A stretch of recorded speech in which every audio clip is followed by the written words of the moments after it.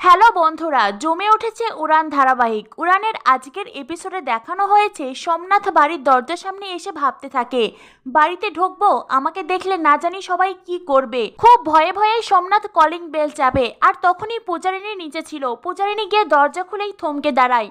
পূজারিনীর মনে পড়ে যায় বিয়ের দিনে সোমনাথের ছবি দেখেছিল, তাই সোমনাথকে দেখেই পূজারিনী চিনতে পারে। পূজারিনী ও সোমনাথ একে অপরকে দেখে থমকে দাঁড়িয়ে আছে। তখনই সিঁড়ির ওপর থেকে মহারাজ পূজারিনীকে বলে, কি হয়েছে, কি এমন হয়েছে যে দরজা ভেবে খুলে দাঁড়িয়ে আছেন?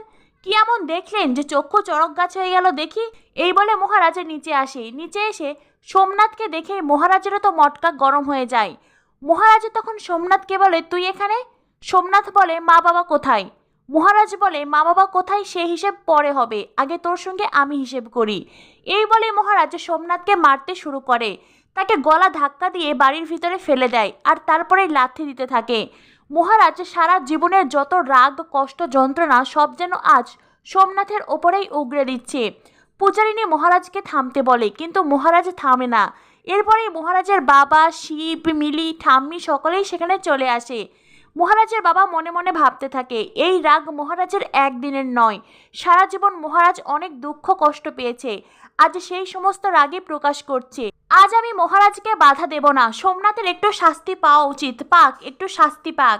ঠাম্মি তখন মহারাজের বাবাকে বলে, কি রে, তুই এভাবে দাঁড়িয়ে রইলি কেন? কোথায় না কোথায় লেগে যাবে, লাস্টে একটা অনেক বড় কিছু হয়ে যাবে, যা তুই মহারাজকে আটকা। কিন্তু মহারাজের বাবা তবুও এক পা নড়েন না। তখনই পূর্ণিমা ছুটে আসে। সোমনাথকে দেখে পূর্ণিমা বলে, সোমনাথ, আমার সোমনাথ, মহারাজ ওকে মারিস না, মহারাজ ওকে মারিস না। কিন্তু মহারাজ মায়েরও আজ কোনো কথা শুনবে না। মহারাজ ইচ্ছে মতন মেরেই যাচ্ছে। পূর্ণিমা বারবার করে মহারাজকে টানতে থাকে, তবু মহারাজ কিছুতেই সোমনাথকে ছাড়ে না।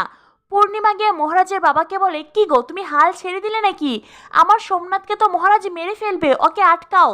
মহারাজের বাবা বলেন, না, আমি ওকে আটকাবো না। মহারাজ যা করছে ঠিক করছে, বাবা হিসেবে অনেক আগেই আমার এটা করা উচিত ছিল। পূর্ণিমা আর কোনো লাভ করতে পারে না, সে আবার যায় সোমনাথকে বাঁচাতে।